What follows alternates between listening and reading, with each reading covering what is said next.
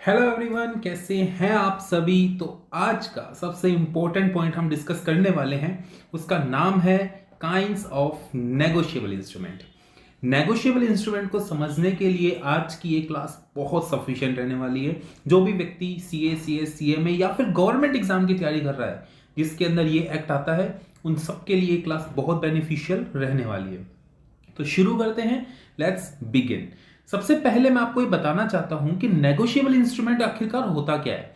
Negotiable instrument का ये मतलब है कि कोई भी चीज अगर ट्रांसफर की जाती है, जैसे कि अगर मैं एक एग्जांपल लेता हूं कि एक व्यक्ति ने अगर किसी भी पर्सन से कोई भी चीज खरीदी, जैसे मिस्टर ए है, ए ने कोई भी चीज मिस्टर बी से खरीदी, तो बी किस तरीके से पेमेंट करेगा। बी की पेमेंट करने के कई तरीके हो सकते हैं। या तो बी इसको क्या देने वाला है, कैश देने वाला है, या आपने बोले बैंक से किसी प्रकार से कोई ऑनलाइन एंट्री कर सकता है, या फिर ये व्यक्ति के बीच में जो ट्रांजेक्शन की जाएगी वो कर सकते हैं नेगोशिएबल इंस्ट्रूमेंट के थ्रू।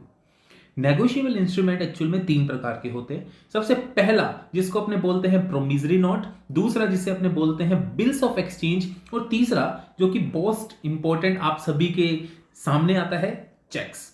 बिल्स ऑफ एक्सचेंज की बात अगर मैं आपसे करूं तो लेटेस्ट में कई सारी वीडियोस हैं, कई सारी ऐसी फिल्म्स हैं जो आपने देखी हुई है।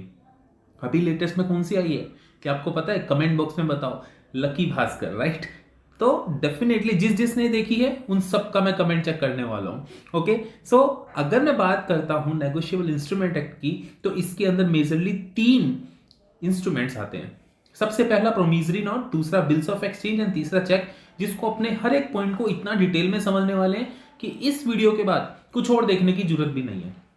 ओके, सबसे पहली चीज ये जो बात है कि नेगोशिएबल इंस्ट्रूमेंट एक्ट किसी प्रकार से हुंडीज के ऊपर इफेक्ट नहीं होता। हुंडीज का मतलब होता है नॉर्मल, जैसे कोई पर्ची पे लिख के दे देना, जो कच्चा बिल होता है कि हम आपको ये पेमेंट बाद में दे देंगे, एक सिंपल सी पर्ची पे लिख देना। तो ये सारी चीजें कंसीडर नहीं होती है।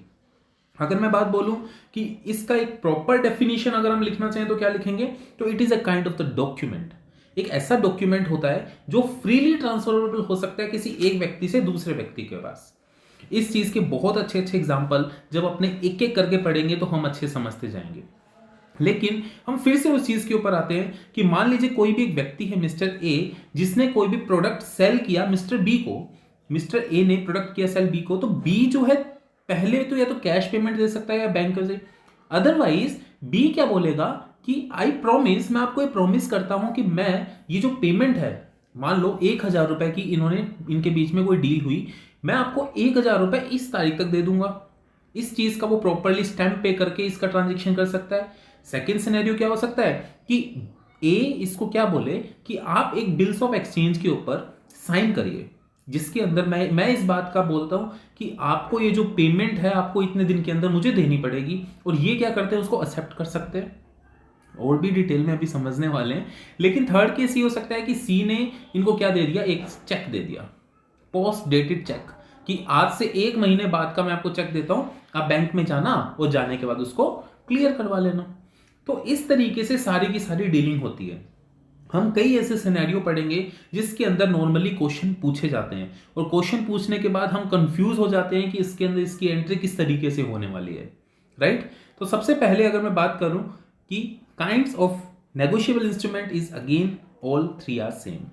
सबसे पहले हम बात करते हैं किसकी, प्रोमिसरी नोट की। प्रोमिसरी नोट क्या होता है? प्रोमिसरी नोट डिफाइन कौन से सेक्शन के अंदर, सेक्शन नंबर 4। ये एक इंपॉर्टेंट पार्ट है, ठीक है। कई बार ऐसे match of the following paper में आते हैं जिसके कारण हमें बताना पड़ता है कौन से सेक्शन में क्या चीज है। तो section 4 tells about the promissory note. Promissory note क्या होता है? एक ऐसा प्रकार का इंस्ट्रूमेंट जो किसमें होता है, राइटिंग के अंदर होता है, ठीक है, और एक अनकंडीशनल प्रॉमिस उसके अंदर किया जाता है, और sign by the maker as well as कुछ सर्टेन अमाउंट के लिए। चलिए इसको एक बहुत अच्छे एग्जांपल से समझते हैं और कैरेक्टरिस्टिक्स भी समझते हैं। सबसे पहली चीज इसके अंदर क्या होगा, एक रिटर्न, दोनों के बीच में एक रिटर्न स्टेटमेंट होगी। जैसे कि मिस्टर ए ने अगर कोई भी प्रोडक्ट मिस्टर बी को सेल किया, ठीक है, और जब बी को सेल किया तो बी ने इनको प्रॉमिस किया कि I will pay ₹1000 on this date. मैं आपको इस डेट के ऊपर क्या कर दूंगा, उसकी पेमेंट कर दूंगा। तो ये जो पूरा सिनेरियो है जिसके अंदर प्रॉमिस आता है उसको अपने क्या बोलते हैं, एक तरीके से प्रोमिसरी नोट। अब देखिए यहां पे जो व्यक्ति, बहुत इंपॉर्टेंट चीज समझाने जा रहा हूं, जिस व्यक्ति ने प्रोडक्ट सेल किया, जो व्यक्ति इस चीज का प्रॉमिस कर रहा है उसको बोलते हैं मेकर। क्या बोलते हैं, मेकर। हर किसी सिचुएशन के अंदर अलग अलग व्यक्ति मेकर बनता है, लेकिन जो प्रोमिसरी नोट है उसमें कौन मेकर होगा, जिसको पेमेंट करना है, जिसको पेमेंट करना है वो पर्सन क्या कंसीडर किया जाएगा, जिसको पेमेंट करना है वो कंसीडर क्या किया जाएगा, मेकर। वो इसके अंदर मेकर बनता है कि I promise you to do that. ठीक है। दूसरी चीज, ये जो एग्रीमेंट है, ये जो इट्स नॉट एग्रीमेंट, ये जो प्रोमिसरी नोट है, इसके अंदर क्या होना चाहिए, साइन होना चाहिए किसका, मेकर का। ओके। थर्ड थिंग, ये अनकंडीशनल होना चाहिए। अनकंडीशनल का मतलब ये होता है कि मैं आपको इतने टाइम के अंदर ये पेमेंट कर दूंगा अगर ऐसा हो गया तो। फॉर एग्जाम्पल, मिस्टर बी ने बोला कि आपकी रिलेटिव जो डी हैं उनकी जब शादी हो जाएगी, या फिर वी कैन से कि जब वो डी की डेथ हो जाएगी उसके बाद उसके 5 दिन के अंदर अंदर मैं आपको पेमेंट दे दूंगा। The condition is not unconditional, it is a certain condition कि डेथ तो होनी ही है एक दिन, it is certain, right. Second case अगर ये बोला जाता है कि आप कि अगर मिस्टर डी जो है वो शादी कर लेते हैं, या फिर मिस्टर डी जो है वो सिर्फ सी के साथ शादी करेंगे तभी मैं आपको उसके बाद पेमेंट कर दूंगा, तो ये एक क्या हो गई, कंडीशन हो गई कि ये मैं आपको पेमेंट करूंगा कि नहीं करूंगा, ये सिर्फ बेस्ड ऑन कंडीशन है। अगर किसी भी सिनेरियो के अंदर कोई कंडीशन लग जाती है जो कि अनसर्टेन है, होगी भी और नहीं भी होगी दोनों बातें, लेकिन डेथ इज अ सर्टेन, जिसके अंदर वो तो होनी ही है। तो इसलिए जो चीज सर्टेन रहती है, अगर उस कंडीशन के ऊपर काम किया गया तब उसको अपने क्या बोलेंगे, इट इज अनकंडीशनल। लेकिन अगर कोई कंडीशन ऐसी है जो स्पेसिफिक है कि अगर आप इससे करोगे तभी हम मानेंगे उस चीज को, तो उस केस के अंदर वो प्रोमिसरी नॉट वैलिड नहीं होता है। तो it will be consider, it should be consider unconditional, unconditional वहां पे होना चाहिए। ठीक है। अगली चीज क्या है कि प्रोमिसरी नोट की खास बात ये रहती है कि ये सम ऑफ मनी के लिए काम होना चाहिए, यानी कि कोई भी टर्म हो उसके अंदर मनी इंक्लूड होनी चाहिए। ऐसा नहीं है कि ये बोलता है कि मैं आपको 1000 रुपए प्लस 10 किलो राइस भी दे दूंगा। तो अगर उसके अंदर ऐसी कोई चीज ऐड होती है जिसके अंदर कोई बार्टर सिस्टम आ रहा है तो वो प्रोमिसरी नोट वैलिड नहीं है। तो it should be for the sum of money, किसी मनी टर्म के लिए ही होना चाहिए। तो आपको ये चीज सभी दिमाग में रखनी है ताकि आपके एग्जाम के अंदर जब आप इस पॉइंट को लिखें तो किसी प्रकार का कोई डाउट ना हो। और प्रैक्टिकल लाइफ में भी जब आपको कोई प्रोमिसरी नोट दे जो कि आप चलता नहीं है, लेकिन बिल्स ऑफ एक्सचेंज बहुत चलते हैं या फिर अपने बोले चेक्स बहुत चलते हैं, तो हमें उस चीज के बारे में थोड़ी क्लैरिटी मिले, राइट। यानी कि कोई मनी टर्म्स के अंदर होनी चाहिए। ठीक है। और पांचवी चीज, जो भी उसका इंस्ट्रूमेंट बियरर होगा, बियरर का मतलब क्या होता है, जिसके पास वो चेक होगा, जिसके पास चेक नहीं, जिसके पास वो प्रोमिसरी नोट होगा वही उसका क्या कहलाएगा, बियरर कहलाएगा। यानी कि इस व्यक्ति के इस केस के अंदर जो बियरर है वो कौन है, ए है। A is the bearer of the cheque, जिसके पास वो प्रोमिसरी नोट है वही पर्सन क्या है, इसका बियरर है। क्या आपको यहां तक समझ में आ गया? ठीक है। It should B unconditional, it should be in the money term, it should B, and the last condition should be, it should B stamped. चाहे यहां पे इंडियन स्टैंप एक्ट के 1999 के अकॉर्डिंग, इंडियन स्टैंप एक्ट 1899 के according क्या होनी चाहिए, वो स्टैम्प्ड होनी चाहिए, उसके ऊपर कोई स्टैम्प ड्यूटी पे करने पड़ती है। स्टैम्प ड्यूटी, वैसे आपको बात बताओ, स्टैम्प ड्यूटी दो प्रकार से पे कर सकते हैं। पहला तो आपने देखा होगा कि एक पूरा स्टाम्प पेपर होता है, 500 रुपए का स्टाम्प पेपर, इस तरीके से। दूसरा तरीका इसका क्या है, हम एडेसिव स्टैम्प को भी यूज कर सकते हैं जिसको हम टिकट्स बोलते हैं, राइट। तो टिकट्स को अगर वहां पे मेंशन होना बहुत जरूरी है, तभी हम मानेंगे कि it is a valid promissory note. अगर ये सब नहीं है तो हम किसी भी केस में नहीं मानेंगे कि वो एक प्रकार से वैलिड प्रोमिसरी नोट है। ऑलराइट। तो इतना ही सफिशिएंट है, इस पूरी चीज के अंदर हम समझ पाए कि किस तरीके से सारी चीज होती है। चलो अब अपने एक पार्टीज के बारे में बात कर लेते हैं। मेकर कौन है? जो व्यक्ति पे करने वाला होता है वो इस केस में मेकर होता है, the person who promise to pay, right. Payee कौन होता है? ऐसा व्यक्ति जिसको पैसा मिलेगा, ऐसा व्यक्ति पेमेंट जिसको प्रॉमिस की गई है। इस केस में ए है, अपने एग्जांपल में जो पेई है वो कौन है, ए है। मेकर कौन है, बी है। होल्डर कौन है, होल्डर अगेन ए। होल्डर कौन है, अगेन ए। लेकिन एंडोजर एंड एंडोजी, देखो एंडोजर का मतलब क्या होता है कि जब भी कोई व्यक्ति, जैसे ए है, ए को इसने बोला कि मैं आपको 1 महीने के बाद पैसे दूंगा, लेकिन ए को अर्जेंटली पैसा चाहिए। ए ने क्या किया, सी को ये ट्रांसफर कर दिया कि भाई ये प्रोमिसरी नोट, मुझे जो पैसा मिलेगा वो 1 महीने के बाद मिलेगा, लेकिन मुझे अर्जेंटली चाहिए। तो तुम क्या करो, इसको रख लो, बी डायरेक्ट तुम्हें पैसा दे देगा, ये प्रोमिसरी नोट दिखा देना उसको, वो डायरेक्ट तुम्हें पैसा दे देगा, और तुम मुझे अभी एक बार पैसे दे दो। क्लियर। तो इस केस में एंडोजर कौन हुआ, एंडोजर ए हुआ, और एंडोजी जिसको ट्रांसफर किया गया है कौन है, वो सी। तो सी यहां पे क्या हो गया, एंडोजी हो गया। I hope this is all clear to you. और अब अपने नेक्स्ट स्टेप के लिए चलते हैं, और अगर कोई भी डाउट है you can comment any time. Alright, let us discuss again about, मतलब एक छोटा सा पॉइंट है जो मैंने आपको ऑलरेडी बता दिया कि it is a return, it should be express the promising, it should B unconditional, signature होने चाहिए, सर्टेन अमाउंट के लिए होना चाहिए, और payable in the legal currency, definitely Indian currency के अंदर पेमेंट होनी चाहिए, प्रॉपर स्टैंपिंग होनी चाहिए, और एक सर्टेनिटी होनी चाहिए, मतलब the person should be certain, कोई व्यक्ति है जिसको हमें पे करना है, राइट। चलिए बिल्स ऑफ एक्सचेंज की बात करते हैं। Again the important thing is section. क्या इंपॉर्टेंट है यहां पे, सेक्शन। तो क्या सेक्शन है इसका, सेक्शन नंबर 5।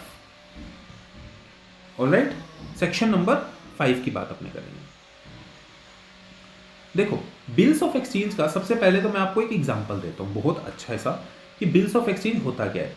इस एग्जांपल के बाद आपके जितने भी डाउट कभी भी रहे हैं, और आने वाले टाइम में कभी भी आपके ऊपर इस चीज का डाउट नहीं रहेगा कि आखिरकार बिल्स ऑफ एक्सचेंज होता क्या है। ठीक है, देखिए कोई भी एक व्यक्ति है ए, ठीक है, इसने एक प्रोडक्ट को सेल किया या गुड्स को सेल किया बी को ₹4,10,000, ₹10,000। बी ने पेमेंट देने के लिए बोला कि अभी मेरे पास पेमेंट तो नहीं है, राइट। तो ए ने क्या किया, एक बिल ऑफ एक्सचेंज ड्राफ्ट किया। बिल ऑफ एक्सचेंज के अंदर ये बोला कि इस व्यक्ति ने इतने रुपए मुझसे लिए हैं, और ये व्यक्ति इस बात के लिए एक्सेप्टेंस दे रहा है कि ये व्यक्ति मुझे 1 महीने बाद इसकी पेमेंट कर देगा, राइट। और इस चीज को क्या करते हैं, ये एक्सेप्ट करते हैं। तो जो व्यक्ति इसको ड्रॉ कर रहा है, जो व्यक्ति इसको ड्रॉ कर रहा है उसको क्या बोलते हैं, ड्रॉवर। क्या बोलेंगे, ड्रॉवर। और जिस व्यक्ति ने इसको एक्सेप्ट किया, जिस व्यक्ति ने इस बिल्स ऑफ एक्सचेंज को एक्सेप्ट किया, वो क्या है उसके लिए, वो क्या बनेगा, ड्रॉई। I think this is clear. Okay, अब देखिए इसके अंदर क्या सिनेरियो, अब इसके अंदर अलग अलग सिचुएशन बनती है, वो सभी सिचुएशन अपने समझते हैं, राइट। अब इस व्यक्ति के लिए ये जो बिल्स ऑफ एक्सचेंज है, इसको पता क्या बोलेंगे, बिल रिसीवेबल, यानी कि एक प्रकार से इसका एक असेट है। आने वाले टाइम में जब ये इसको पेमेंट करेगा तो 10,000 it is a kind of asset, it is a kind of current asset, right. इसको अपने करंट असेट बोल सकते हैं। करंट असेट इसलिए बोलेंगे क्योंकि आने वाले टाइम में जब ये व्यक्ति 1-2 महीने बाद इसको पेमेंट देगा, तो ये एक प्रकार से उसकी एक, वो कह सकते हैं कि एक एफडी है, ठीक है, पैसे इसके पास है, लेकिन एक पैसे तो पड़े हैं, कभी ना कभी तो आएंगे, इस तरीके से। और यही बिल्स ऑफ एक्सचेंज अगर मैं बी के पर्सपेक्टिव से सोचूंगा तो ये बनेगा बिल पेबल। इसको क्या मान लेंगे, बिल पेबल।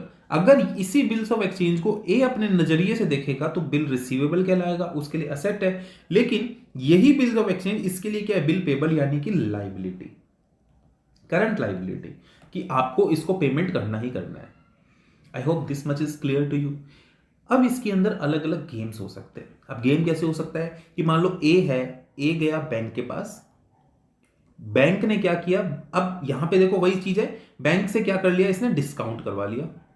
डिस्काउंट का मतलब क्या होता है कि मेरे को पैसा अर्जेंटली अभी चाहिए, आप बैंक के पास गए, बैंक ने बोला कि ठीक है मैं इसके 9500 आपको दूंगा और आप 9500 ले लीजिए और 10,000 का बिल्स ऑफ एक्सचेंज BR मुझे दे दीजिए। और जब बैंक BR ले लेती है 10,000 का, जब मैच्योरिटी पीरियड आता है तो ये जाती है किसके पास, बी के पास, और बी से कितने रुपए ले लेती है, 10,000 रुपीज ले लेती है। तो यहां पे बैंक का क्या फायदा, 500 रुपए का फायदा। ए का क्या फायदा कि ठीक है उसको एडजस्ट होने से पहले 3 महीने से पहले ही पैसे मिल गए, बी को तो पैसे पूरे देने ही थे, राइट? तो इस तरीके से सारा का सारा सिनेरियो चलता है। I hope this much clear to you. Okay, so let's begin with the another topic and another zone कि बिल्स ऑफ एक्सचेंज कितने प्रकार के होते हैं और हम बिल्स ऑफ एक्सचेंज के अंदर कितना कुछ समझ पाए। ऑलराइट, अब देखिए ये सारी सिनेरियो अपने समझ चुके हैं और देखिए यहां पे क्या है। सबसे पहला bills of exchange section number 5 के अंदर डिफाइन है। बिल्स ऑफ एक्सचेंज एक ऐसा इंस्ट्रूमेंट होता है जो राइटिंग के अंदर होता है और कंटेनिंग अनकंडीशनल ऑर्डर। कोई भी कंडीशन नहीं होगी कि ठीक है आप मुझे 2 महीने बाद इसका पेमेंट कर देंगे, हाँ जी कर देंगे। आप क्या आप इस चीज को एक्सेप्ट करते हैं? यस, हम एक्सेप्ट करते हैं। Alright, signed by the maker, definitely drawer इसको साइन करेगा एंड ड्रॉई आल्सो साइंड की ही एक्सेप्टेड इट। ऑलराइट, इसके बाद certain person directed to certain person to specify and designated person और बियरर। जो भी अमाउंट है वो डेजिग्नेटेड पर्सन और बियरर को दे दिया जाएगा। देखो बियरर यहां पे वर्ड क्यों बोला? अगर ये चीज एंडोज नहीं होती तो बियरर कौन था? ए था, लेकिन इसने एंडोज कर दिया किसको? बैंक को। तो इस केस के अंदर जो पेई है, इस केस के अंदर जो पेई है वो कौन है? बैंक है, क्योंकि कंक्लूसिवली पैसा किसको मिलेगा? पेई को मिलेगा ना। तो पेई कौन है? बैंक है। या फिर हम बियरर किसको बोलेंगे? बियरर कौन है यहाँ पे? बैंक ही है। होल्डर कौन है? होल्डर भी यहाँ पे कौन है? बैंक ही है, ठीक है। और एंडोजी कौन है? एंडोजी भी यहाँ पे बैंक ही है।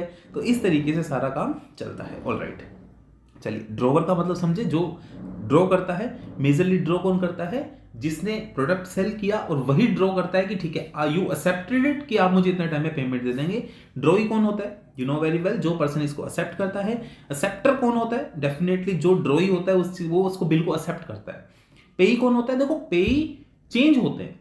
पेई वो व्यक्ति होता है जिसको conclusively end of the bill, end of the maturity पैसा मिलेगा, वो क्या होता है? पेई होता है। होल्डर जिसके पास वो एट द टाइम जो बिल्स ऑफ एक्सचेंज होगा वही क्या होगा? होल्डर होगा। एंडोजर एंडोजी आप बहुत अच्छे से समझ चुके हैं। ड्रॉई और एक्सेप्टर मतलब एक तरीके से वो व्यक्ति जो एक्सेप्ट करता है कि हाँ भाई आई विल पे। लेकिन यहां पे वर्ड यूज हुआ acceptor for honour, a person who accept the bill to safeguard the drawer and एंडोजर।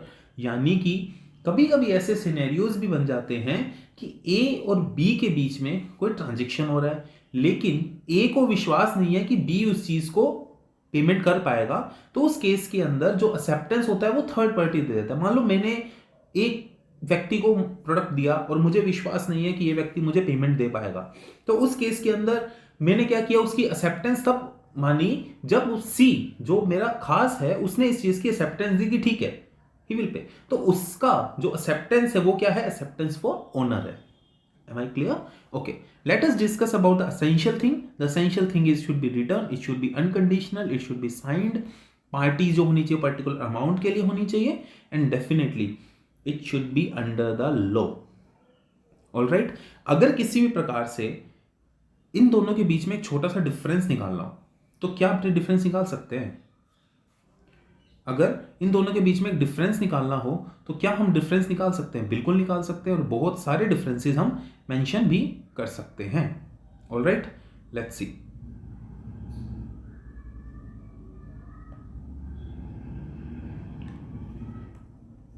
चलिए, तो सबसे पहला अगर मैं बोलूं कि promissory note versus bills of exchange के अंदर एक मेजरली छोटा सा डिफरेंस क्या है? मेजरली डिफरेंस ये है कि यहां पे अगर किसी भी प्रकार का डिफॉल्ट हुआ पेमेंट में, कोई भी प्रकार का डिफॉल्ट हुआ कि भाई बी ने पेमेंट नहीं किया, तो इसके पास चला जाएगा नोटिस कि आपने पेमेंट नहीं किया। यहां पे कुछ भी ऐसा नहीं होता है। क्लियर? यहां पे कोई भी नोटिस नहीं जाता है। दूसरी चीज, ये जो है प्रोमिसरी नोट ये ऑन डिमांड रहता है। अब मैंने आपको प्रॉमिस किया लेकिन if I demand then paid, लेकिन यहां पे कुछ भी डिमांड का केस नहीं है। डिमांड का केस नहीं है। जो टाइम पीरियड मेंशन किया हुआ है उसके टाइम में पे किया जाता है। अच्छा, एक चीज और है, जैसे मान लो यहां पे ग्रेस पीरियड का भी कॉन्सेप्ट रहता है। ग्रेस पीरियड यानी कि जैसे मान लो 3 मंथ का टाइम है। 3 मंथ का मतलब 90 डेज प्लस 3 डेज क्या दी जाती है, ग्रेस पीरियड दी जाती है कि ठीक है आप विद इन नेक्स्ट 3 डेज भी आप पेमेंट कर सकते हैं। तो वो ग्रेस पीरियड का भी ऑप्शन आपको बिल्स ऑफ एक्सचेंज में मिलता है। ना ही ये ऑप्शन चेक में मिलता, ना ही अनदर थिंग्स में मिलता। ओनली चेक में भी ये चीज जो ग्रेस पीरियड है वो नहीं मिलता है, जो कि अपने आने वाले टाइम में भी डिस्कस करने ही वाले हैं, राइट। चलिए अब मैं आपसे एक और डिटेल में बात करने वाला हूं कि हम, जैसे कि आई प्रॉमिस्ड यू कि इस चीज के बारे में हम बहुत डिटेल में जाएंगे। तो सबसे पहली चीज देखो, दिल थाम के बैठो, बहुत अच्छी अच्छी चीजें बताने वाला हूं आपको। और जब आप ये क्लास ले लोगे तो उसके मुझे नहीं लगता कि इसके ऊपर कुछ है, ठीक है। इसके ऊपर आप सोच पाओगे, इट्स गुड, लेकिन इसके ऊपर कहीं पे भी किसी भी एग्जाम में हम नहीं कंक्लूड कर सकते। अब बात अपने करेंगे टाइप्स ऑफ बिल्स, कि बिल्स कितने टाइप के होते हैं, ठीक है। सबसे पहला बिल्स ऑफ एक्सचेंज के अंदर सबसे पहले बिल की अगर मैं बात करता हूं तो वो बिल है इनलैंड बिल। क्या नाम है इसका? Inland bill. Inland bill section number 11-12 के अंदर डिफाइन है। अगर याद होता है इट्स गुड, नहीं होता तो इट्स ओके, मैनेजेबल है। लेकिन सेक्शन 3, जो सेक्शन 4 एंड सेक्शन 5, ये हमें याद रखना है क्योंकि ये मेजर सेक्शन है नेगोशिएबल इंस्ट्रूमेंट एक्ट के। चलिए, इनलैंड बिल्स का मतलब क्या होता है कि ऐसे बिल जो इंडिया में ही बने हैं और इंडिया में ही पेबल होंगे। ऐसे बिल जो इंडिया में ही ड्रॉ हुए हैं और इंडिया में ही पेबल होंगे, इंडिया में ही इश्यू किए गए हैं, उसको अपने क्या बोलेंगे? इनलैंड बिल, जो इंडिया के अंदर है। एग्जाम्पल देखते हैं। एग्जाम्पल मान लीजिए मिस्टर ए है जो जयपुर के हैं और इन्होंने कोई भी प्रोडक्ट को सेल किया 1 लाख रुपए का मिस्टर बी को जो दिल्ली के हैं। तो इन्होंने जो बिल्स ऑफ एक्सचेंज ड्राफ्ट किया उसके अंदर 90 डेज का प्रोविजन था कि 90 डेज के अंदर आपको क्या मिल जाएगी? पेमेंट मिल जाएगी। लेकिन एक केस और बनता है कि मिस्टर ए है वो है मुंबई के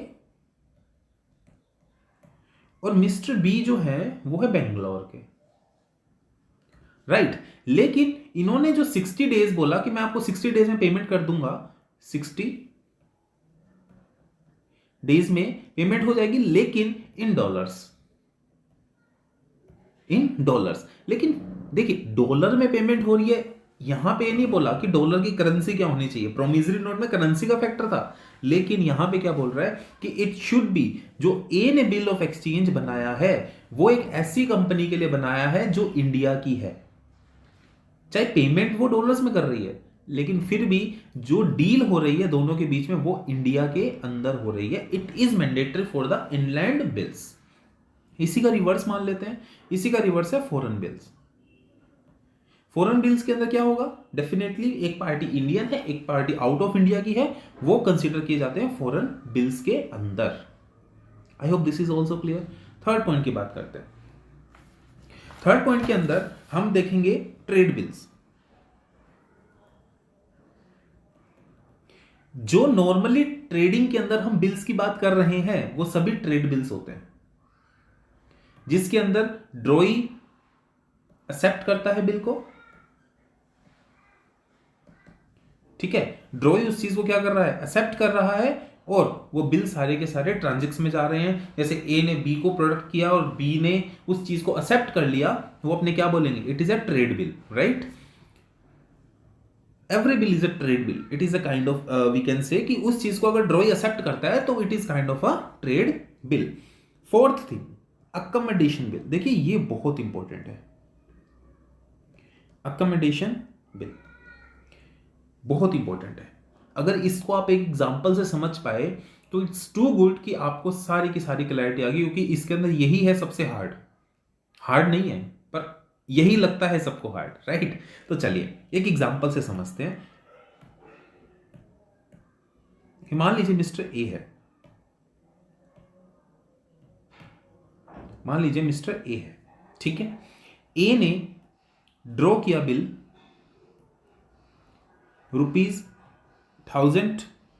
₹10,000 सी के नाम, ठीक है। मान लीजिए बी ने कोई बिल ड्रॉ किया सी के नाम ₹10,000 का, ऑलराइट। अब यहां पे क्या हुआ कि भाई सी क्या बोलेगा? एक्सेप्टेड। ये तो समझते आ रहे हैं अभी तक कि ठीक है, आई विल पे यू। जब ये बिल का 3 महीने का टाइम आएगा तो 3 महीने के अंत में I will pay you, this is. अब बी ने ये बिल एंडोज कर दिया। किसको एंडोज कर दिया? ए को, क्लियर। ए ने क्या किया? ये गया बैंक के पास और इस 10,000 रुपीज बिल को क्या करा दिया, डिस्काउंट।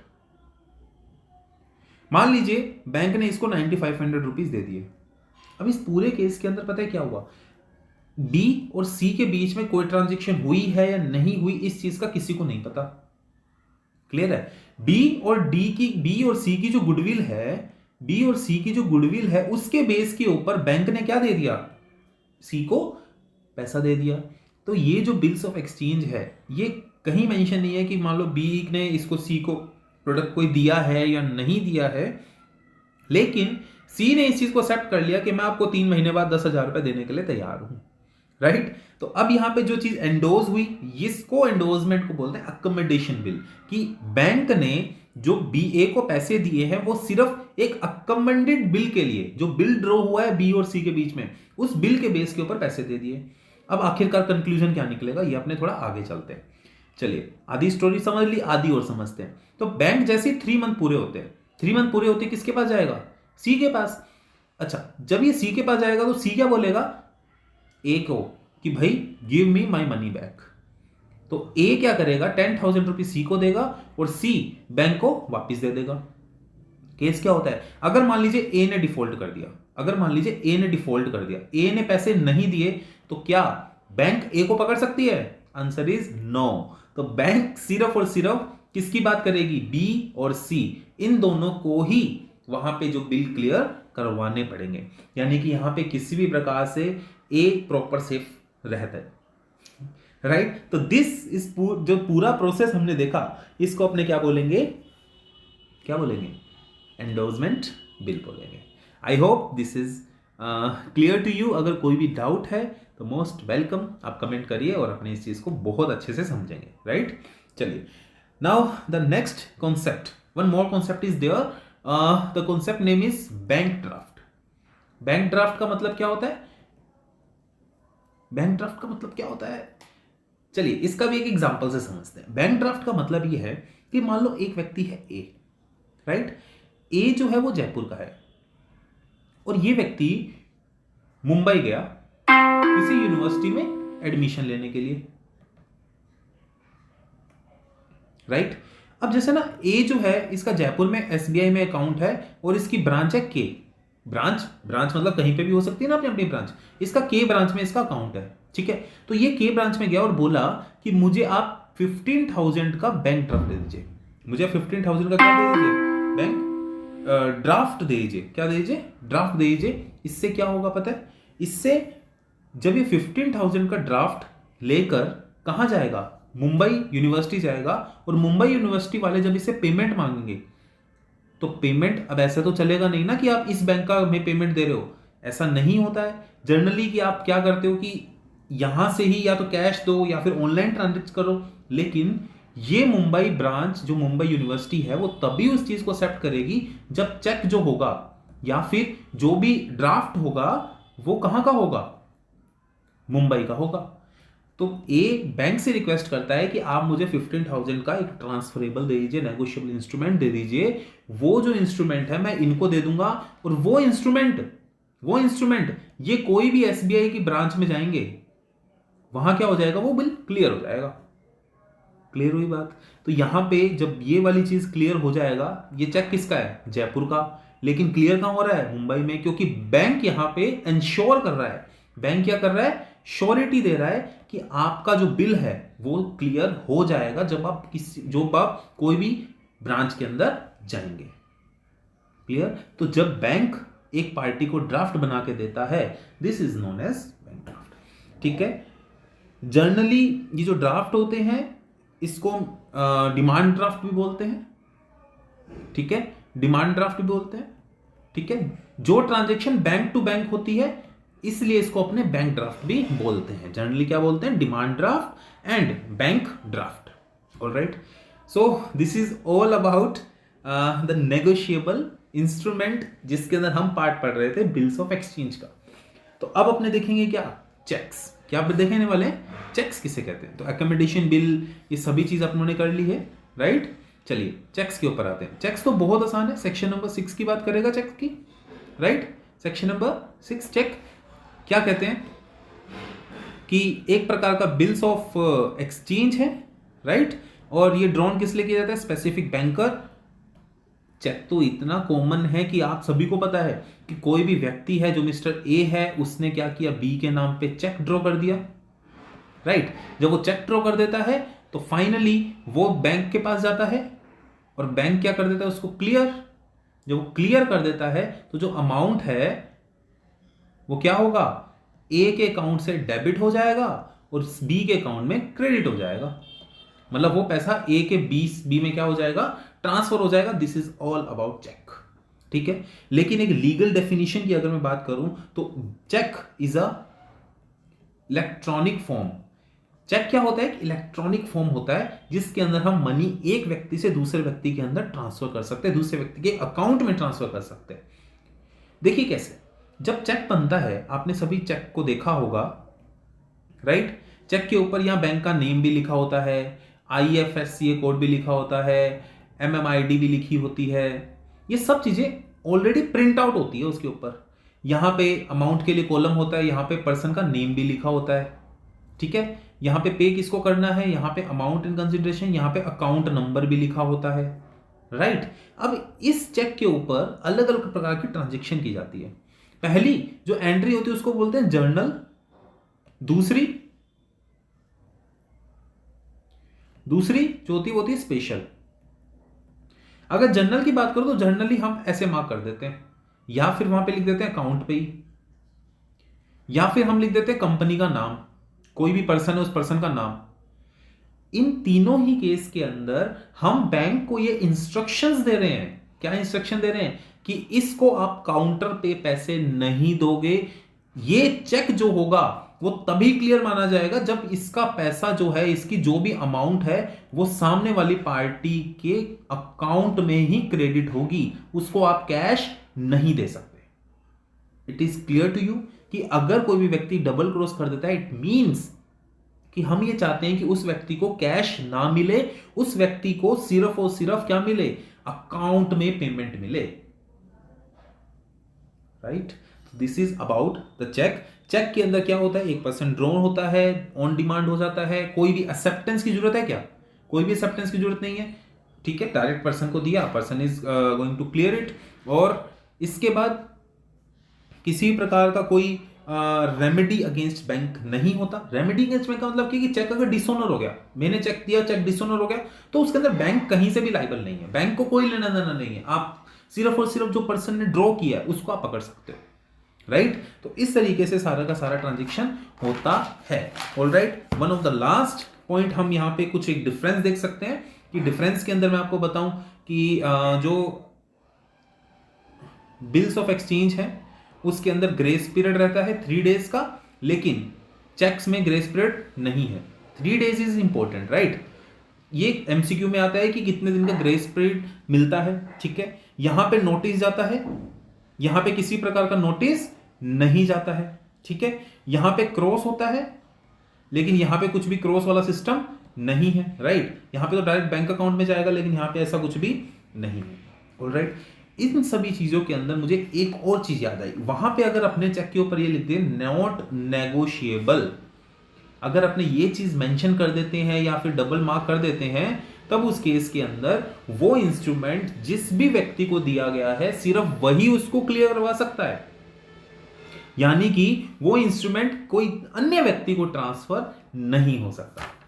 द बियरर, जो भी उसका बियरर होगा, यानी कि जिसको ड्रॉ किया गया है, जो एक्चुअल में बियरर है वही पे ही होगा। मतलब जिसको हमने बियरर बनाया ना, उसी को पे ही बनना पड़ेगा। हमने बोला भाई ए को मिलना चाहिए पैसा, तो ए को ही मिलेगा। ऐसा नहीं है कि वो ए ने बोला बी ले आओ, बी को बोला सी ले आओ, सी को बोला डी ले आओ, ऐसा नहीं हो सकता है। Alright, so this is all about. अगर अपने कोई डिफरेंस देखना चाहते हैं, कंपैरिजन देखना चाहते हैं, तो डेफिनेशन के अंदर हमें पता है, right. It is we can say unconditional. Definitely unconditional रहता है। चेक के अंदर कोई ऐसी बात है नहीं। इसके अंदर 3 पार्टी रहती है, इसमें भी 3 रहती है, इसमें ओनली 2 रहती है, मेकर और पेई। इसमें ड्रॉवर और ड्रॉई और पेई। पेई क्या होता है, लास्ट में चेंज होते रहते हैं क्योंकि एंडोज हो गया बिल। इसके अंदर किसी भी एक्सेप्टेंस की जरूरत है नहीं है, मेकर आई प्रॉमिस यू। इसके अंदर एक्सेप्टेंस की जरूरत है, इसके अंदर भी कोई एक्सेप्टेंस की जरूरत नहीं है। No stamp duty in cheque, लेकिन यहाँ पे दोनों पे स्टैम्प ड्यूटी हमें पे करनी पड़ेगी। पेमेंट जो होगी वो जिसके पास चेक होगा उसके ऑन डिमांड हो सकती है। ये can not be made payable to the bearer, ऐसा जरूरी नहीं है कि आप उसी को दोगे जो बियरर है, साथ ही साथ can be paid to bearer on demand. So that's all. I hope आपको ये सेशन बहुत अच्छा लगा होगा and thank you very much. अगर आप यहां तक पहुंचे हैं, definitely you are enjoying the session. If you like the video, please इसको लाइक करके जाइए ताकि मेरा मोटिवेशन इंक्रीज हो और हम आने वाले टाइम में काफी अच्छे अच्छे सेशन को रिकॉर्ड करते हुए चलें। Thank you very much. Radhe Radhe.